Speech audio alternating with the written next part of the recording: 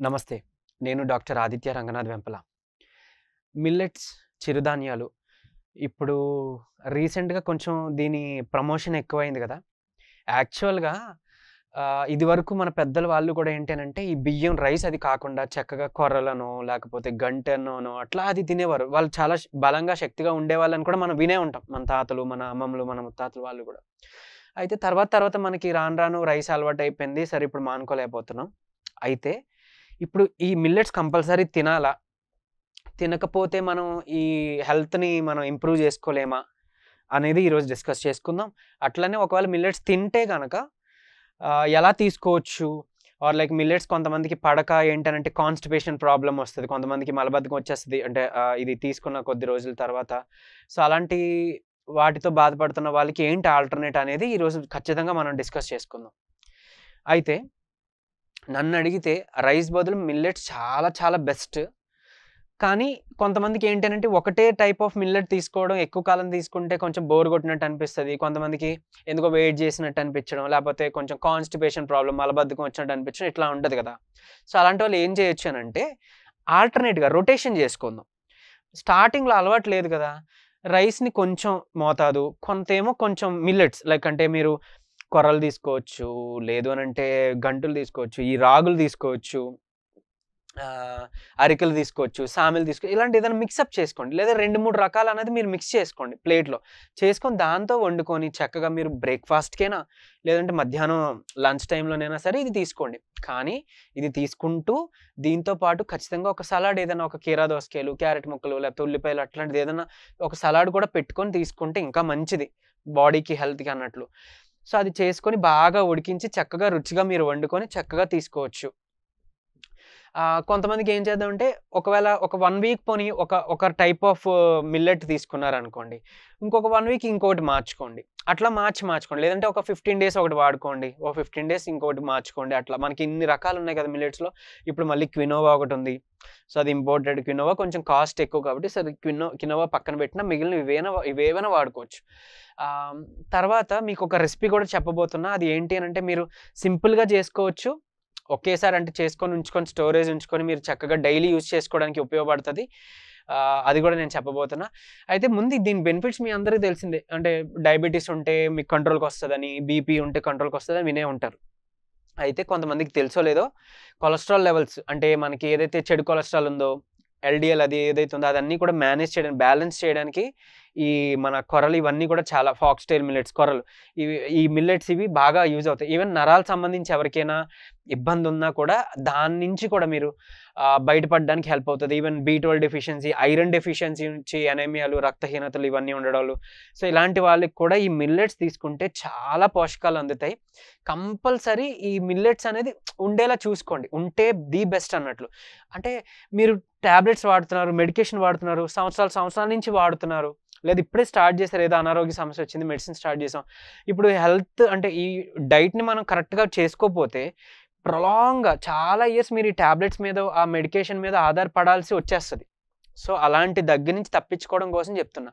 And even చాలా arthritis ఉంది. లేదంటే autoimmune disorder something like psoriasis ఉంది. లేకపోతే బొల్లి మచ్చలు విటిలిగో, ల్యూకోడెర్మా అంటాం. సో, ఇలాంటిది ఏదైనా ఉంది అని అనుకుంటే గనక, అలాంటి టైంలో కూడా ఏంటి రైస్‌ని పూర్తిగా మానేయమని చెప్తుంటాం.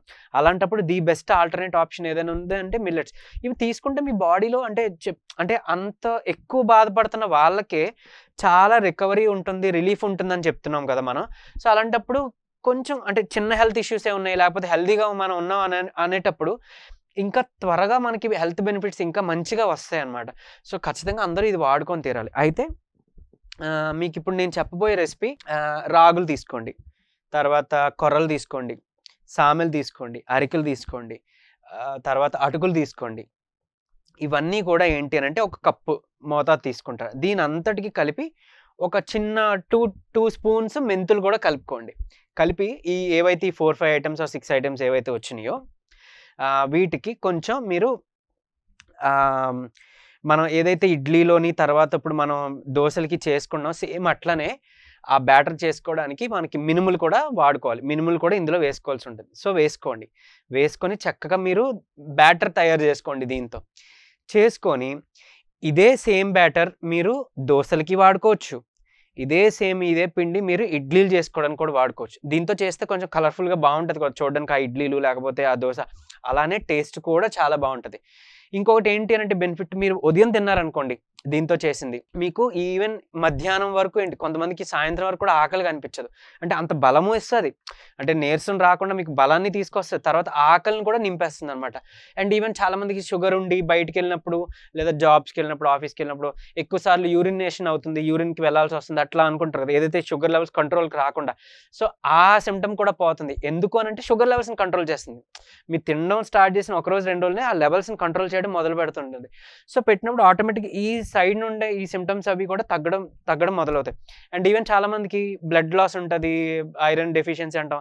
రాగులు ఎంత మంచి ఐరన్ కంటెంటో ఈవెన్ మనకి జింక్, కాపర్ అట్లాంటివి ఉంటే గనక అంటే ఇందులో మిల్లెట్స్‌లో ఉండే జింక్, కాపర్ ఇట్లాంటివి కూడా వస్తాయి. ఈవెన్ బోన్‌కి హెల్ప్ అయ్యే కాల్షియం, మెగ్నీషియమ్స్, మాంగనీస్ ఇవన్నీ కూడా ఇందులో వస్తుంటాయన్నమాట. ఇవన్నీ పోషకాలొస్తే చాలా త్వరగా మనం ఏమైనా హెల్త్ ఇష్యూ ఉంటే దాని నుంచి బయటపడొచ్చు.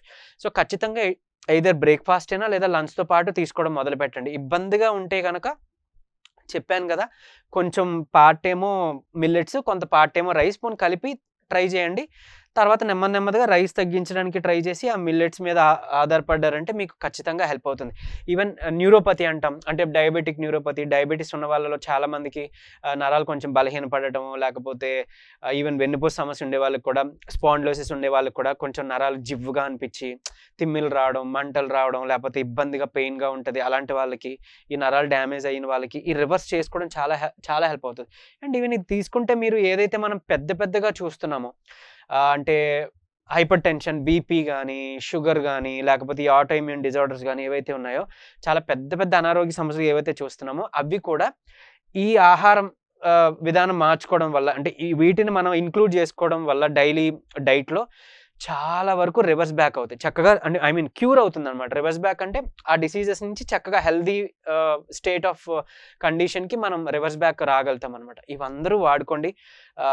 చిన్న పిల్లలు, పెద్దలు అందరికి కూడా ఇది యూజ్ చేసుకోవడం బెటర్. బట్ కాకపోతే చాలా ఎక్కువగా ఉడకబెట్టి మీరు వండుకొని తింటే గనక కొంచెం ఈ కాన్‌స్టిపేషన్ ప్రాబ్లమ్స్ లేకపోతే ఓవర్ హీట్ ప్రాబ్లమ్స్ అట్లా రావు. ఒకవేళ వచ్చినా గాని ఏం చేయొచ్చు అనంటే చలవకి మజ్జిగ తీసుకోండి, కొబ్బరి నీళ్ళు తీసుకోవచ్చు, బార్లీ జావ తీసుకోవచ్చు.